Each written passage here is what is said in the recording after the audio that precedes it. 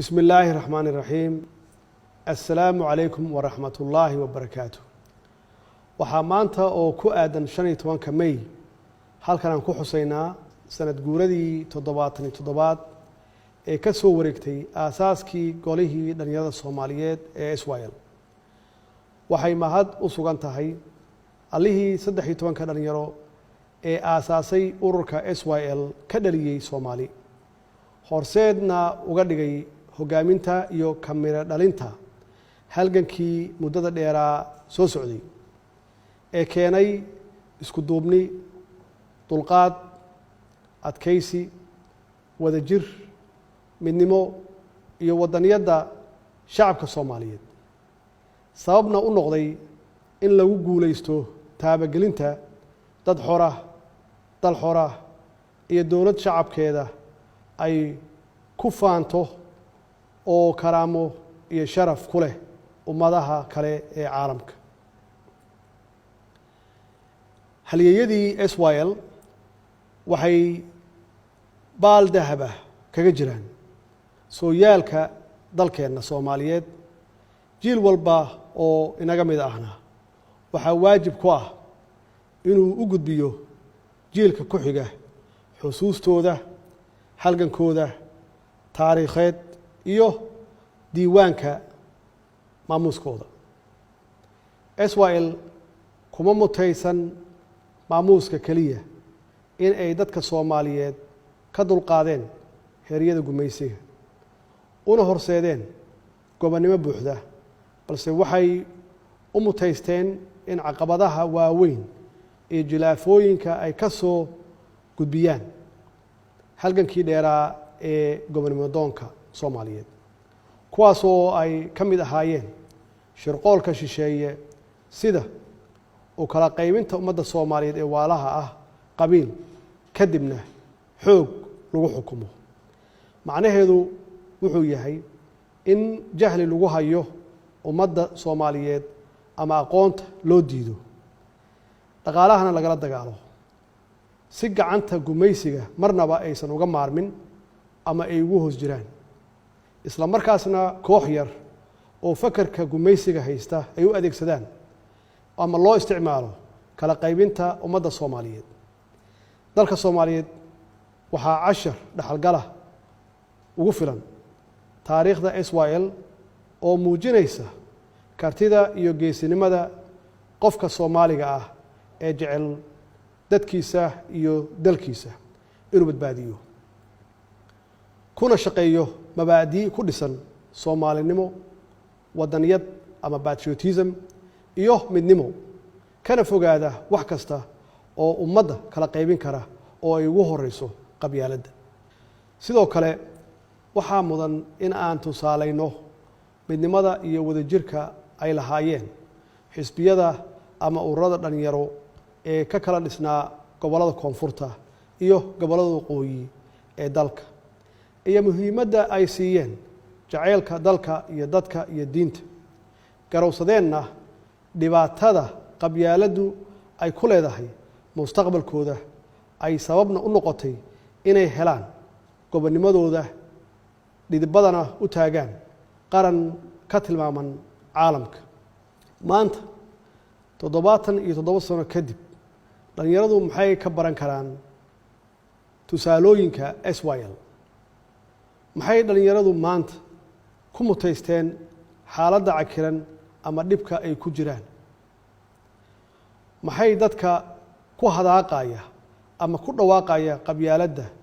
u hayaan mustaqbalka dhalinyarada Soomaaliyeed ee maanta jooga annagoo aragnay cashar fiicanna ka helnay 30 sano ee ugu dambeeyay khasaaraha ay lahaan karto in qabyaalad iyo wadajir la'aan ay jirto dhalinyarada waa rajada kaliya ee dalku leeyahay dalkuna waa hodan dadkiisuna waa sabool waxaa looga bixi karaa saboolnimada dhalinyarada oo israacda oo ka shaqeysa dawladnimo wadaniyad wadajir iyo horumarka dalka dadka waxa looga baahan yahay dulqaad dawladduna waxa ay ku hogaaminaysaa rabitaanka shacabka oo ku dhisan dimuqraadiyad iyo doorasho xalaal ah sida dalalka hore u maray. dowladdu waxaa ka go'an in tallaabadaas ay horey u qaaddo sida aan uga shaqeynay dowlad wanaag, waxqabad, wada shaqayn iyo ammaanada ummadda in aan loo isticmaalin dana gaar ah. maanta waxay ahayd inaan dabaaldegyo waaweyn ku maamusno taariikhdeenna dahabiga ah, balse duruufaha uu sababay cudurka safmarka ah ee COVID-19 ayaa naga hakiyey. dhalinyarada Soomaaliyeed maanta iyagaa hormood u ah dadaalka xooggan ee dalka looga samata bixinayo cudurkan COVID-19 oo saameyn xoog leh ku yeeshay caalamka. waxaan rabaa inaan munaasabaddan aan uga mahadceliyo halyeeyada bahda caafimaadka ee dhalinyaro u badan, kuwaasoo naftooda iyo wakhtigooda u hibeeyey sidii ay ula tacaali lahaayeen bukaanada uu soo ritay cudurkan. sidoo kale dhalinyarada Soomaaliyeed waxa ay maanta hogaaminayaan dagaalka aynu kula jirno argagixisada Al-Shabaab oo caqabad ku ah rajada iyo mustaqbalka dalkeena. hoggaanka shaqaalaha rayidka iyo ciidamada qalabka sida maanta waxay u badan yihiin dhalinyaro aqoon-yahano ah oo firfircoon, kuwaas oo isbeddel muuqda ama la taaban karo ku sameeyey shaqaalaha dowladda iyo ciidanka qalabka sida shaqo iyo niyad ahaanba. waxaa xaqiiq ah in dowladdu ay dhaxashay xanaan dhaqaale oo aada u hooseeya, deymo tiro badan oo culays ku hayay horumarka dalkeenna, xaalad aad iyo aad u adag oo ay ku noolaayeen kumanaan dhalinyaro Soomaaliyeed oo qaarkood ay ku dhibaataysnaayeen xabsiyo shisheeye iyo xarumo qaxooti. waxaa dowladdu xoog saartay soo celinta adeega aasaasiga ah oo maqan, la dagaalanka musuqmaasuq baahsan oo curyaamiyey soo kabashada dalka. dhammaan arrimahaas oo caqabad ku ahaa rajada dhalinyarada iyo qorshayaasha awoodsiintooda ayaa dowladdu ka howlgashay oo ku guulaysatay inay wax badan ka qabato. waxaa xusid mudan inaan dib u yegleelnay hanaan maaliyadeed oo hufan, daahfuran, kana caagan musuqmaasuqii baahsanaa ee jiray, kaasoo sababay inuu kor u kaco dakhligii dalka iyo kalsoonidii caalamka ay ku qabeen hanaanka maaliyadeenna. muddadii 3 sano ahayd ee lasoo dhaafay waxaan ku guulaysanay inaan ka soo baxno dhammaan shuruudihii hortaagnaa dalkeenna oo aanu jabinay darbigii cunaqabateynka dhaqaale eena saarnaa muddo 30 sano ah. si dalkeenna looga dulqaado deemankii faraha badnaa, taasoo ififaalo wanaagsan u ah mustaqbalka dhalinyarada dalkeenna, maadaama ay horseedayso kobaca maalgashiga iyo fursadaha shaqo. sidoo kale dowladdu waxay ku guulaysatay inay dalka ku soo celiso boqolaalo dhalinyaro ah oo ku dhibaataysnaa xabsiyada shisheeye, iyagoo maanta si sharaf iyo karaamo leh ugu nool dalkooda. dowladda federaalka Soomaaliya waxaa u degsan qorshe 5 sannadooda oo tilmaamaya meeshii aan shalay ka nimid, heerka maanta aan marayno ama aan joogno, higsigeenna biri iyo himilada aan doonayno inaan gaarsiino shacabka iyo dowladnimada Soomaaliya. waxaa hubaala dhalinyarada Soomaaliyeed meel kasta oo ay joogaan inay farxad gelinayso guulaha taariikhiga ah ee aan ka gaarnay qorshayaashii dib u habeynta hay-adaha amniga, joogteynta xaqsiinta shaqaalaha dowladda, kobcinta dhaqaalaha,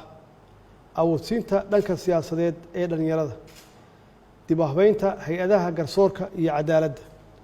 dhiirigelinta maalgashiga iyo soo celinta maqaamka siyaasadda arrimaha dibadda ee maanta ku tilmaaman inay tahay mid ka turjumaysa rabitaanka iyo aragtida shacabka Soomaaliyeed. dardaarankayga dhalinyaro wuxuu yahay oo aan rabaa inaad fahamtaan muhiimadda ay leedahay ilaalinta danta guud oo loo baahan yahay in la wada ilaashado sida qaranka iyo dowladnimada. waxqabadka dowladnimadu waa hanti dhaxal noo wada ah kulligeen oo dalkoo dhan uu leeyahay. ilaahay waxaan ka baryaynaa inuu naxariistiisii janno siiyo dhammaan haliyadii u soo halgamay xorriyadda aan maanta haysanno. dalkeenna ilaahay waxaan ka baryaynaa barwaaqo iyo nabad waarta uu ka yeelo, innagana uu naga dhigo kuwii ilaashada dhaxalka ay inooga tageen haliyadii SYL. wasalaamu calaykum waraxmat ullaahi wabarakaatuh.